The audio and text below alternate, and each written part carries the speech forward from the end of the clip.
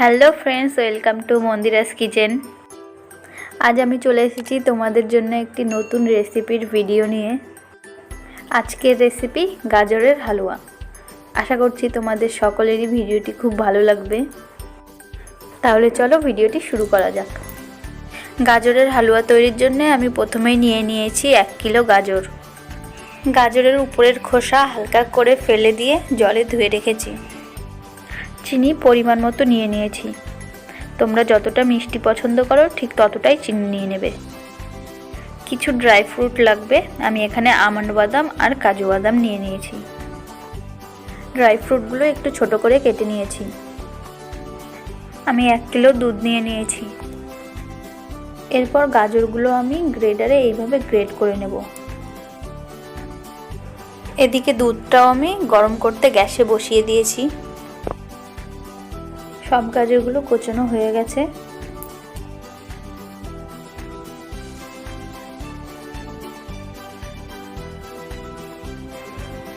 গ্যাসে কড়াই বসিয়ে রেখেছিলাম। কড়াই এখন গরম হয়ে গেছে। এবার আমি কড়াইয়ের মধ্যে 4 চামচ মতো ঘি দিয়ে দিলাম।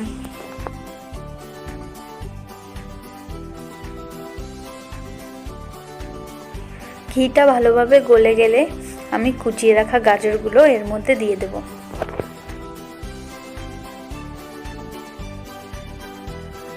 এরপর গাজর আর ঘি ভালোভাবে মিশিয়ে নেব।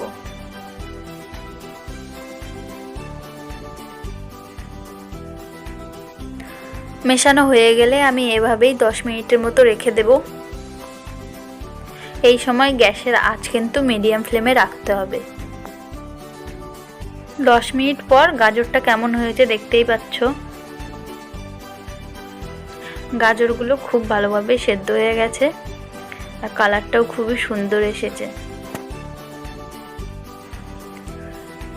এরপর আমি ফুটিয়ে রাখা দুধটা দিয়ে দেব।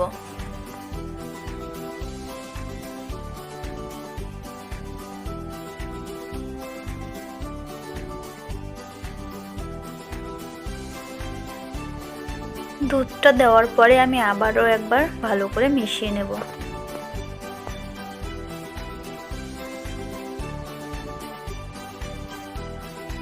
দুধটা ফুটে উঠেছে। এবার আমি এর মধ্যে চিনি দিয়ে দিচ্ছি।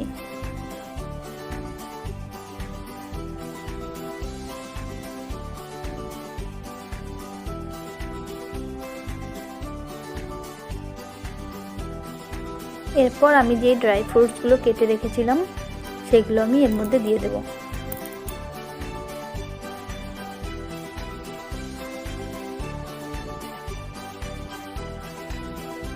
ড্রাই ফ্রুটসগুলো ভালো করে মিশিয়ে নেব। মিশিয়ে নেওয়ার পরে আমি আবারও এটাকে 10 মিনিট রেখে দেব জল শুকোনোর জন্যে।